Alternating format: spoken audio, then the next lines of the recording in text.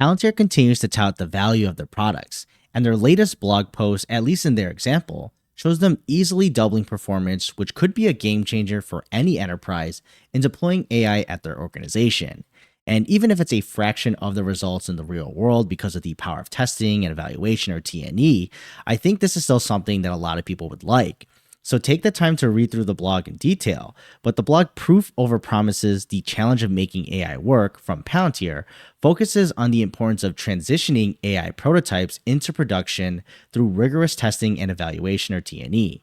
And when building AI systems, particularly for Gen AI, might be relatively straightforward, at least in the prototype level, as with anything else before scaling to real use, but you still want to make sure as much as possible that you can perform reliably in the real world settings. And that requires extensive testing. So Gen AI models often face challenges we keep hearing about in the AI conversation, such as hallucinations, lack of transparency, and making a robust T&E essential to establish trust and ensure their safe and effective deployment, which is what Palantir is arguing here, which I'd point out is probably one of the biggest differentiators for Palantir and their offerings. Now, Palantir highlights in the blog that T&E is a continuous process that involves debugging specific inputs, as well as managing non-determinism and iteratively improving the AI systems all the time. And the AIP platform is designed to help organizations manage this complexity, providing tools like AIP evals, which I've covered in the past while from one of their YouTube demos, which combines traditional AI testing models with software engineering techniques, such as a unit testing.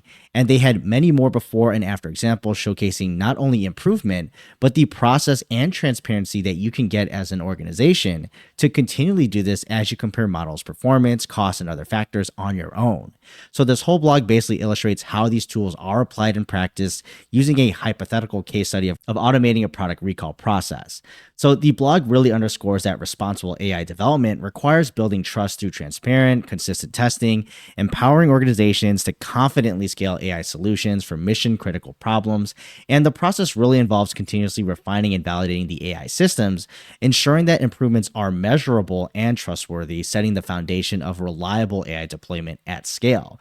And their example closes out with the doubling of accuracy from 41.3% to 93.3%, or over 126% improvement in that performance. Now, we can always argue that this is just an example and results will not always be like this for real world clients, but I'd say the bigger output from this is just the plain visibility that organizations can get.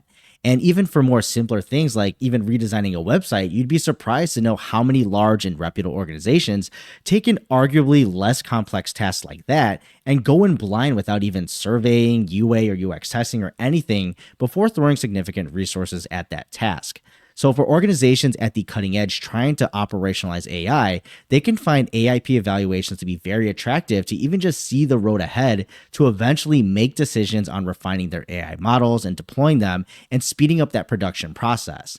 And the value is really that self-service, self-building, self-evaluation process where the hands making the decisions are the customer's power. And Palantir is providing that foundation of tools to allow them to do this, but it's really something that scales because of the nature of customers making use of what's important to them. So awesome detail provided by Palantir on how these work. And even if it's not the sexy, eye-catching door for customers to come in, it's the continued buildup of reference materials like this for current and potential clients, as well as the general public just to know what Palantir solutions offer. But what are your thoughts below? And I'll see you in the next video.